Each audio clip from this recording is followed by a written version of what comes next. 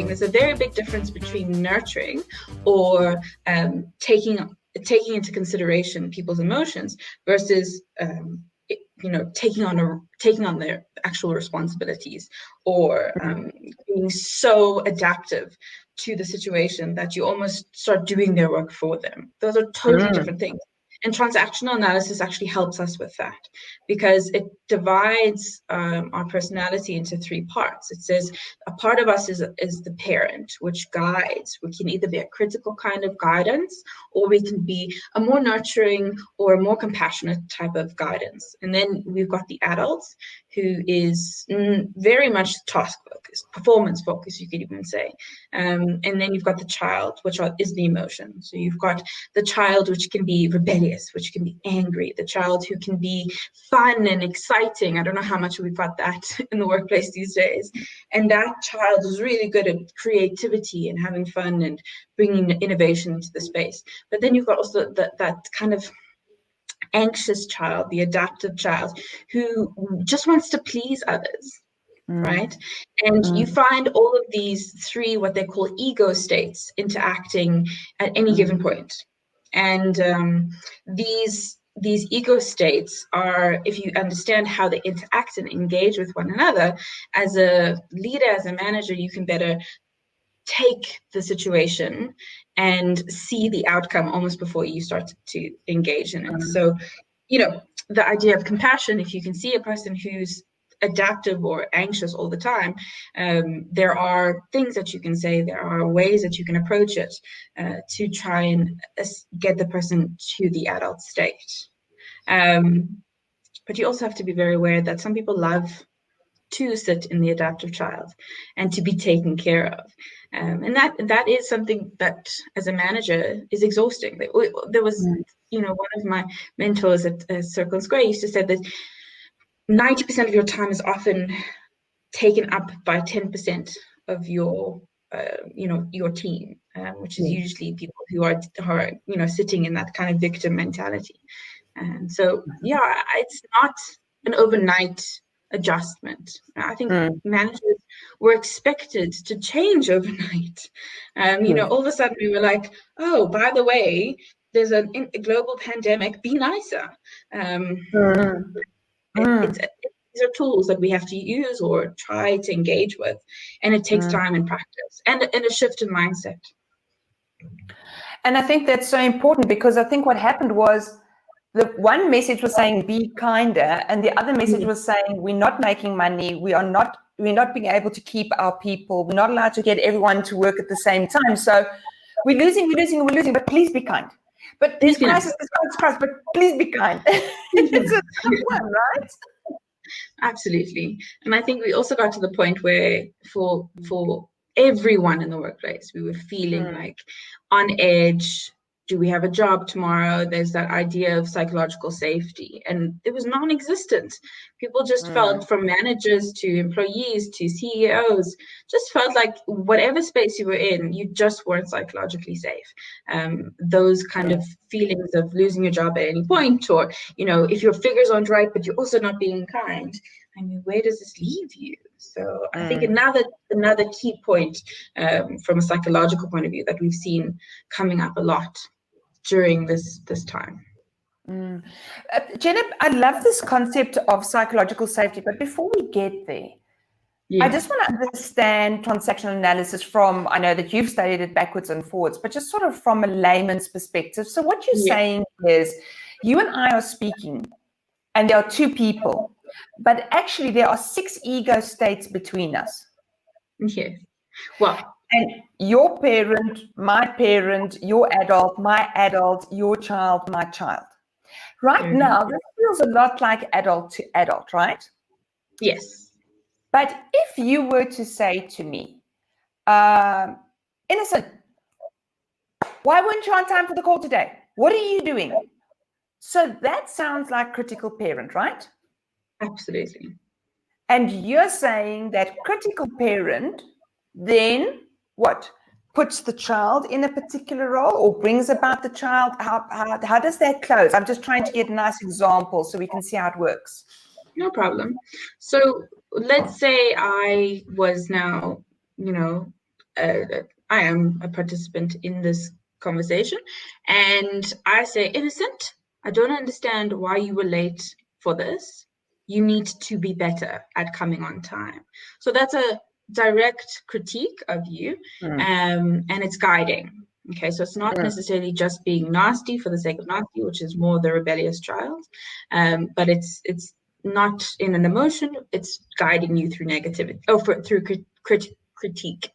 And depending on you, and depending on how well I know you, you can go into different ego states. Right. I went into one of shame when you said that. Now I went into shame, and I thought, oh, I'm so bad, I really shouldn't have, and Jenna's time is precious, and what have I now done? And so what was I doing?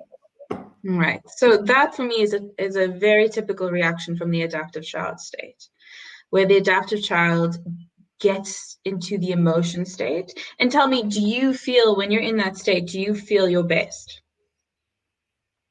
Well, no, I feel like a slug, and I'm probably never ever going to do anything right ever again. And I probably killed whatever trust there was in the relationship. Yeah. So unfortunately, what I get from you after that is not your best. It's in fact nearer to your worst. So there's obviously a role that the critical parent can play in relationships and in conversation. But in this conversation, that would have been incorrect for me to do, because I know from experience, and that's also one of the things that I kind of preach from an individual point of view, that we are all individuals, and if I don't know my people, which is really difficult if you have like 400 people to manage, but if I don't know you, then it's very difficult for me to know how to engage with you. So for you, innocent, I would rather make a joke, for instance, because I know you've got a wonderful free child and a spirit to it, and therefore if there's anything that I have to give you in terms of feedback, I'd probably do it after the meeting. I'd probably say to you, look, my time is precious, and I do appreciate having this conversation, but is there any chance that next time we could be on time? Which is quite nurturing, actually, which is my personality. Even when I try to be critical, it's like, oh, why don't you do this nice thing? So it's not, like I say, it's not as easy as if I say something critical, someone could feel like an adaptive child or feel ashamed. Some people might get furious. At that moment, you would have been like, Jenna, I can't believe you would say something as horrible as this, and the trust once again is broken. Or you could be 100% adult about it. You could say to me, Jenna, you're right. I definitely should have been on time. I'll make note of it for next time. So there's no emotion involved in that.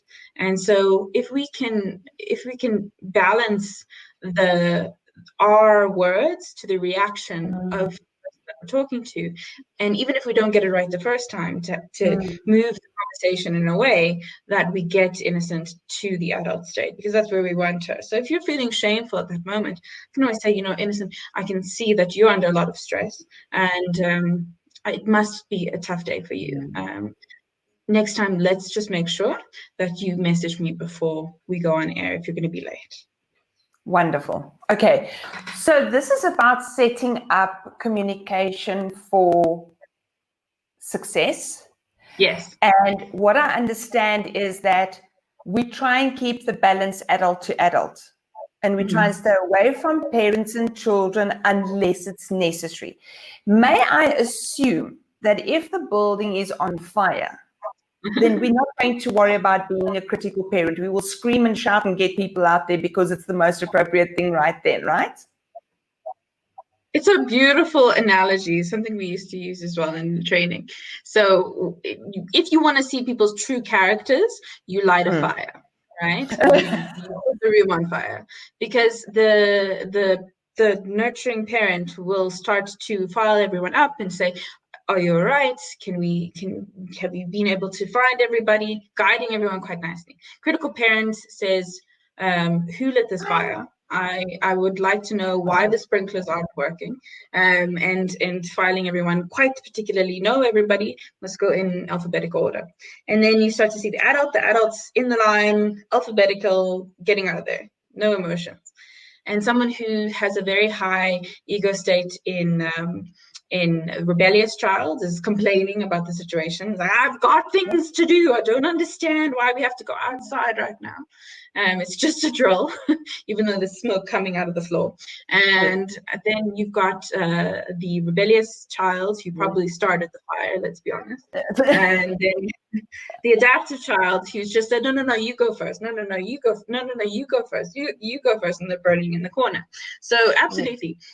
We can start to see people's personality in extreme situations, but the most appropriate type of ego state it will be dictated by the situation. And in that one, you should probably be as adult as possible, to be very honest, unless you're one of the people with the yellow jackets that is directing people. Yes, I hear you. Thank you for that. That's actually an incredible clarification. I love that. So now let's get back to psychological safety. What is it and why is it important? All right. So there's a lot of research going around psychological safety at the moment as well, because part of it is its connection to trust. Part of it is it's the concept itself is very difficult to measure. If we don't have psychological safety in the workplace, it means that we're sitting in that child ego state. We're sitting with a lot of emotions all the time, which means that we can't access that adult ego state in order to ultimately get the outcome of our energy, because our energy is directed towards the negatives or the heightened emotions. And so psychological safety is when a person trusts that they have the people around them, that they have their backs, that the people around them aren't out to steal their jobs or, turn around and stab them in the back, that their managers are there to guide them, make sure that everything is working correctly, but at the same time, help them moving forward, even in the coaching sense. And psychological safety is something that I think is relatively easy if you have a non-toxic culture in your workplace, a healthy culture of helping and clarity of communication. And, with COVID, like you said, a lot of the times it's like our numbers are down, but be nice. There's if you're not communicating to people in a realistic and giving them the big picture, unfortunately, people can actually start rumors. You can start to filter in these negative emotions actually by not communicating, which makes a person feel very anxious on a day-to-day basis, or angry, or feel that whatever they're doing in their work is actually not going to be worth the energy they're putting in, which you start to see disengagement, disenfranchisement, like all of these things that take away from performance, which is what we want. So psychological safety is just like physical safety. If we don't feel safe in our own world, then it's very unlikely that we're going to be able to devote our energy towards getting the outcome, which is performance at the end of the day. So when you say psychological safety, as a manager, I go, oh dear, this is another thing I need to do in a difficult environment and with managing remote workers and trying to still make my targets and catch up on 2020. Is it difficult to instill psychological safety?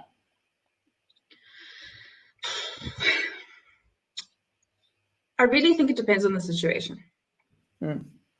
If you're working within a context, if you're in a workplace where people have for a long time felt uneasy, it's quite competitive. In some situations, that's quite healthy to have a competitive, environment within between employees.